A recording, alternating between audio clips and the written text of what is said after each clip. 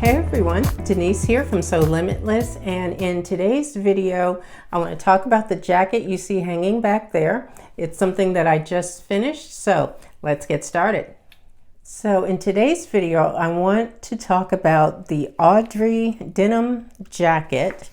It's this one here. This is a Seamwork pattern, and it's something that I've been wanting to do ever since I saw it. I'm a Seamwork member, I guess you'd call it, and just never did it because I think I thought it was going to be a lot more difficult than what it actually is. Overall, the jacket is pretty easy to make. If you can sew a straight line, you can make this jacket.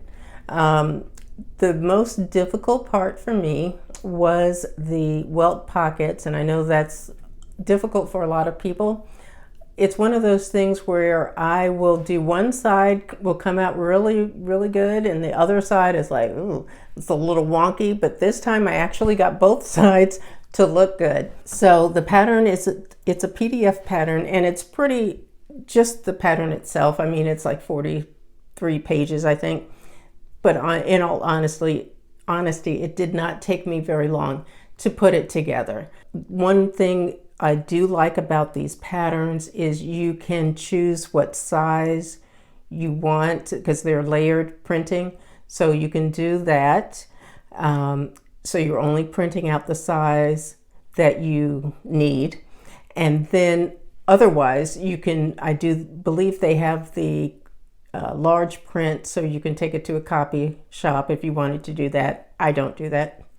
I actually don't mind doing the PDFs and printing them myself, putting them together, because it doesn't take me hardly any time at all. This jacket, like I said, it's pretty easy to put together. One thing that they do have on the Seamwork website is if you get this pattern, there is a video sew along.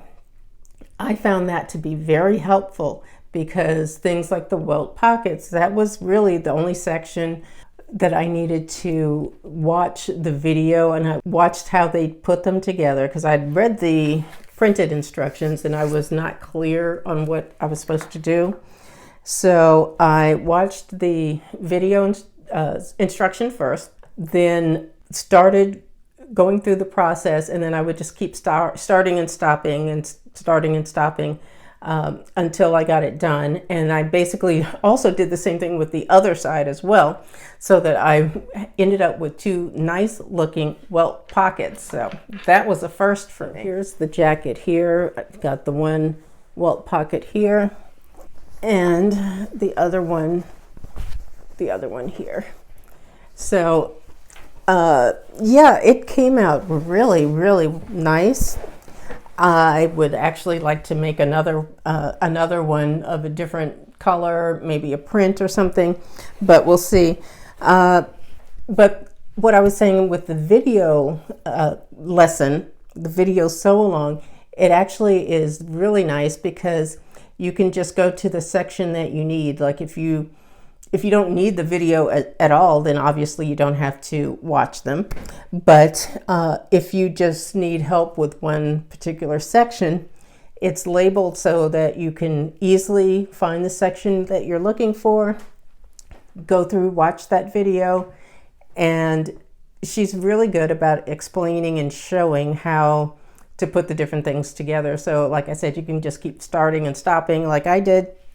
And you know, it's super easy and very informative to do it that way. But one thing I will say, because of all the top stitching, I started with 2 full bobbins because I thought, you know, there's a lot of top stitching. I know I'm going to need this. Well, as it turned out, I needed like 2.5 because I didn't have enough. I just used regular thread. I don't use top stitching thread.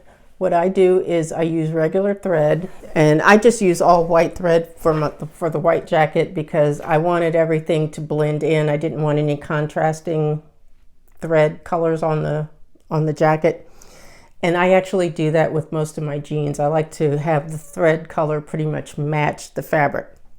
But anyway, I just use regular thread, and I did a triple stitch, and that works out great. Like I said, that's the same thing that I do when I make jeans. I used a size 14 jean needle for this. This is like a medium weight stretch denim that I bought, I believe, at Joann's probably a few years ago. Because I've had this fabric for a while. The fabric is great. It does, well, with some denims at least, it does fray a bit.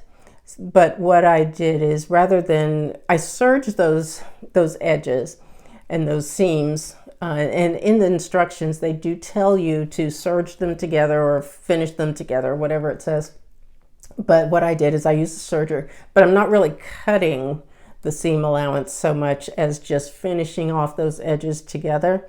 So that's actually something that's helpful, because then when you press it to one side and then you do your top stitching, you're holding that seam allowance down. That's the whole point of the top stitching. So it's very helpful to not trim away too much.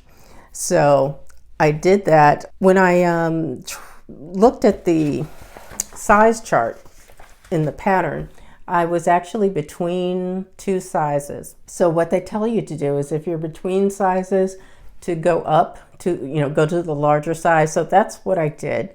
And it worked out great because it fits really well. It's really easy and comfortable to wear. I think I will get a lot of use out of this. I have one that I bought many years ago, and it's been one of my favorite spring summer jackets. It was one of those Ralph Lauren chaps from Kohl's that I bought, like, I don't know how many years ago, 5, 6 years ago, maybe more.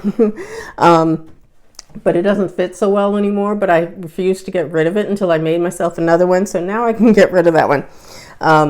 But the buttons I used on this, I wanted the silver, and the buttons I used are from Wawak,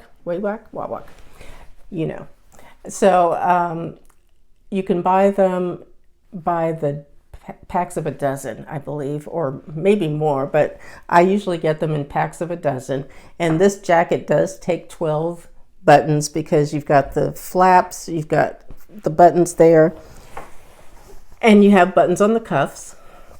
So that took a whole package of 12 buttons, so just beware of that as well. So you do want to make sure you have plenty of thread, and whatever color that it is that you want, have plenty of thread. Like I said, I don't use top stitching thread. I just use regular thread, which makes jean making and this jacket super easy to do. But I found it to be very easy and just a little time consuming. Now, if you're not like me and you don't have just hours to sit and sew, I actually think this jacket is, the way the instructions are written, it's actually very easy to do in blocks. So if you've got a time block of, say you've got 30 minutes to sew, you can just do, you can do they have you do the flaps and the collar first. I believe that's how you start. Those are the first two things that you make.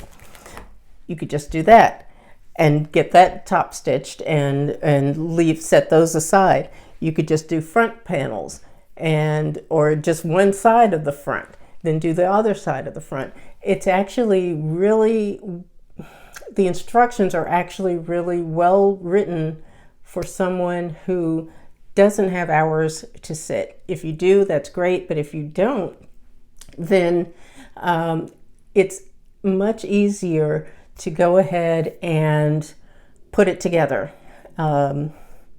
Just figuring out which part do you want to work on this time. You can do the back, you can do the sides, you can, whatever. But I think the pattern is really well written for someone who really does not have hours to sit and make that. So that is basically my my review for this pattern. I cannot wait to make more. I can't believe that I put it off for so many years because I was like terrified of making this. I didn't want to put the PDF together. I was terrified of doing the jacket because it has the welt pockets. None of that was a problem. So anyway, like I said, that is it for this review. Please give it a thumbs up and go ahead and subscribe to my channel and hit the notification bell so that you will not miss another upload. And I thank you all for watching. Take care. And if you have any questions or comments about anything, please leave them down below and I will see you in the next video. Take care, guys. Bye-bye.